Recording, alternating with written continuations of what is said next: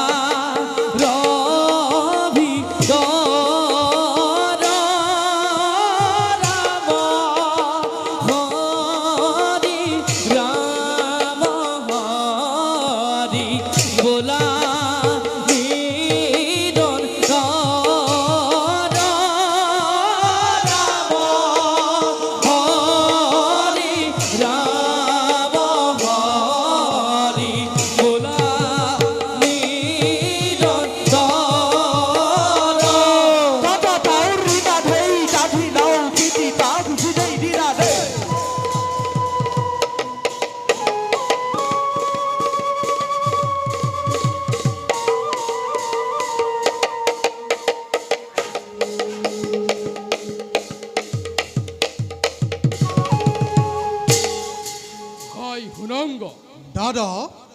মই মগধৰ প্ৰধান সেনাপতি আৰু মই আপোনাৰ প্ৰধান সহায়ক দাদা ভাতৃ দাদা মই এটা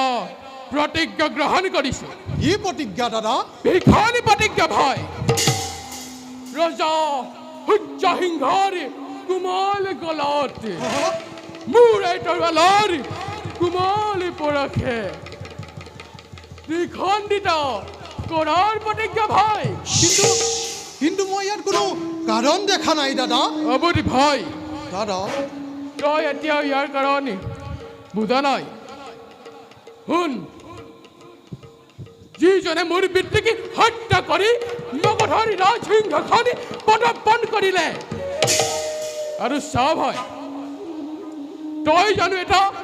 সামান্য দাসত্ব মোচনৰ ইচ্ছা নকৰ মনত পৰিলে মোৰ পিতৃ হত্যাৰ কথা প্ৰতিহিংসা মৰি ডপ ডপকৈ জ্বলি উঠে ভাই দাদা ভাই সন্মুখ সমৰত মহাৰাজে পিতৃক হত্যা কৰি অন্যায়ভাৱে ৰাজসিংহাসন লোৱা নাই দাদা চোৱা দাদা মহাৰাজে আমাক নিজ পুত্ৰৰ দৰে ভাবিয়েই উচিত পদকেই নিযুক্তি কৰিছে দাদা আপুনি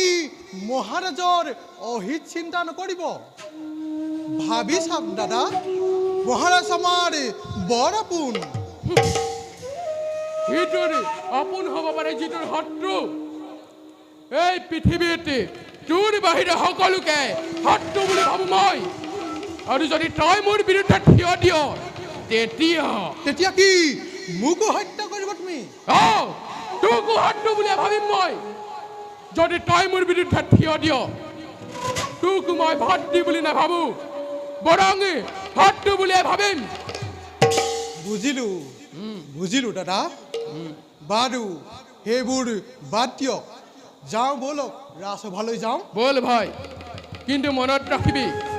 তই মোক সহায় কৰিব লাগিব ব'লক ভাই বল